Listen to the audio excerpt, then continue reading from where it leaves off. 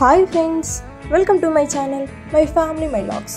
ఈరోజు వీడియోలో అయితే నేను మీకు కొత్త ఆవకాయ ఎలా రెడీ చేయాలో ఈరోజు అయితే చూపించబోతున్నాను.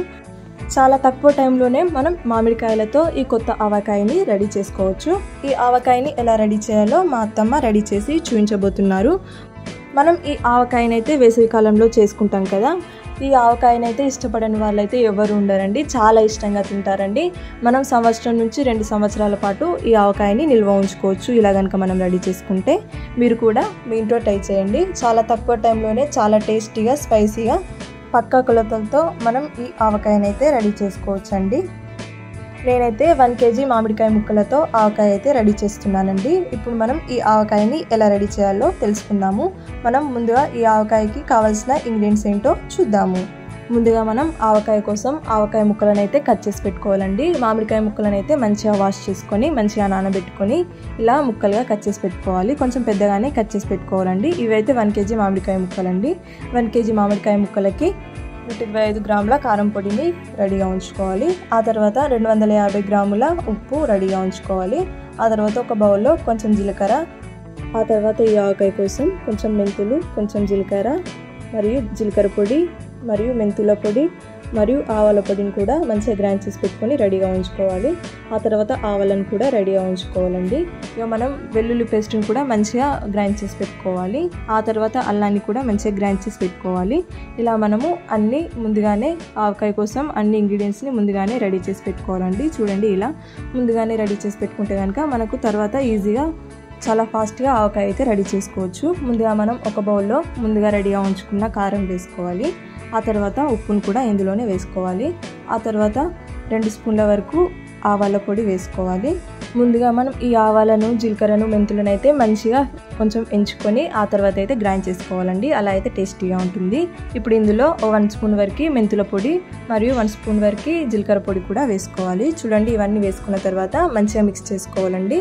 ఇవైతే చాలా సాఫ్ట్గా మంచిగా గ్రైండ్ చేసుకోవాలి. పొల్లులు ఎంత ఎక్కువగా ఉంటే మీకు ఆవకాయ అయితే అంత టేస్టీగా ఉంటుంది. మీకు కావాలంటే కొంచెం ఎక్కువ కూడా వేసుకోవచ్చు.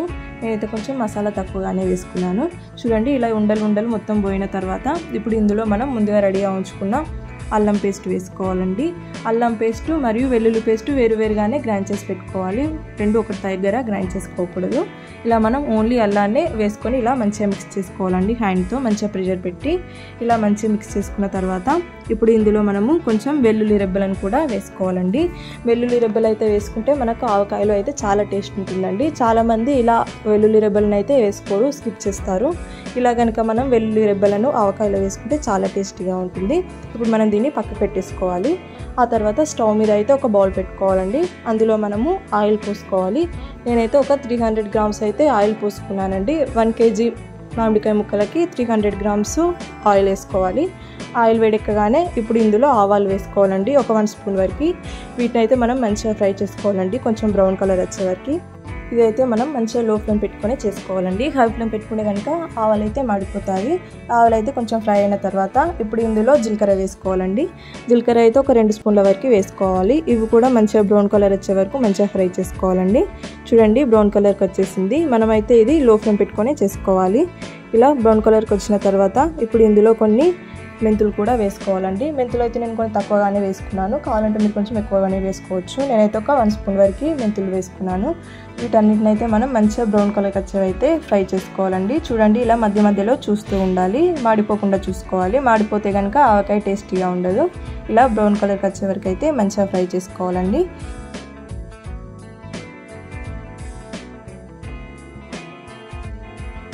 ఇప్పుడు ఈ మెంతులు, ఆవాలు, జీలకర్ర మంచిగా ఫ్రై అయిన తర్వాత ఇప్పుడు ఇందులో వెల్లుల్లి పేస్ట్ వేసుకోవాలండి.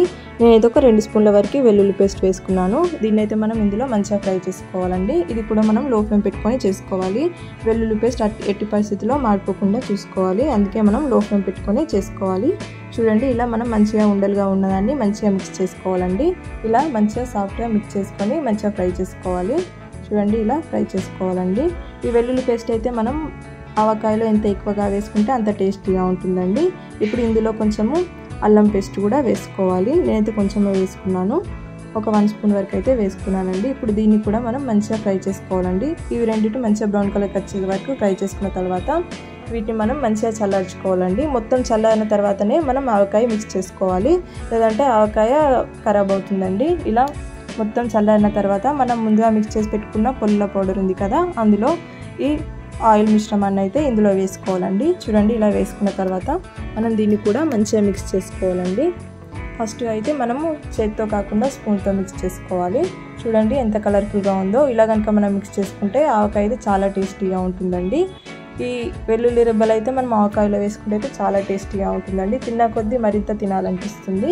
అలా మనము రెడీ చేసుకోవాలి. ఇప్పుడు ఇందులో మనం ముందుగా కట్ చేసి పెట్టుకున్న 1 kg మామిడికాయ ముక్కలు ఉన్నాయి కదా, అవి కూడా ఇందులోనే వేసుకొని మంచిగా మిక్స్ చేసుకోవాలి. ఇలా మనం స్పూన్తో కాకుండా చేతితో కనుక మిక్స్ చేస్తే మంచిగా మిక్స్ అవుతుందండి. చూడండి ఎంత కలర్ఫుల్గా ఉందో, చాలా టేస్టీగా కూడా ఉంటుంది. వేసవి కాలంలో అయితే ప్రతి ఇంట్లో ఆవకాయని అయితే రెడీ చేసుకుంటారు కదా, మీరు కూడా ఇలా ఆవకాయని కనుక రెడీ చేసుకుంటే సంవత్సరం నుంచి 2 సంవత్సరాల పాటు అయితే మంచిగా ఉంటుందండి. చాలా టేస్టీగా, కలర్ తగ్గకుండా ఉంటుందండి. ఇలా మనం మంచిగా ప్రిజర్వ్ పెట్టి మంచిగా మిక్స్ చేసుకోవాలండి. ఈ ఆవకాయని అయితే ఇష్టపడని వారైతే ఎవరు ఉండరండి, చాలా ఇష్టంగా తింటారండి. ఒక్కసారి తిన్నారంటే మళ్ళీ మళ్ళీ తినాలనిపించేలా ఉంటుందండి ఆవకాయ. వేసవి కాలంలో అందరూ చేసుకుంటారు కదా, చాలా ఇష్టంగా ఈజీగా మనం ఇంట్లోనే రెడీ చేసుకోవచ్చు. మనం కర్రీస్ కనుక లేనప్పుడు ఇలా ఆవకాయతో కనుక తింటే చాలా టేస్టీగా ఉంటుందండి, ఎప్పటికీ మర్చిపోలేము. మీరు కూడా ఇలా మీ ఇంట్లో రెడీ చేసుకోండి. సంవత్సరం నుంచి 2 సంవత్సరాల పాటు అయితే మంచిగా నిల్వ ఉంటుందండి. ఫ్రిడ్జ్లో పెట్టుకొని కనుక తింటే ఇంకా కొద్ది రోజులు ఎక్కువగానే ఉంటుంది. ఇలా మనం మంచిగా మిక్స్ చేసి పెట్టుకున్నాక మనం దీన్ని అలాగే ఉంచేసుకోవాలండి. ఉప్పు అవన్నీ కారం అంతా కరిగే వరకు అలానే ఉంచుకోవాలి. ఇప్పుడే కనుక తింటే కొంచెము సాల్టీగా ఉంటుంది.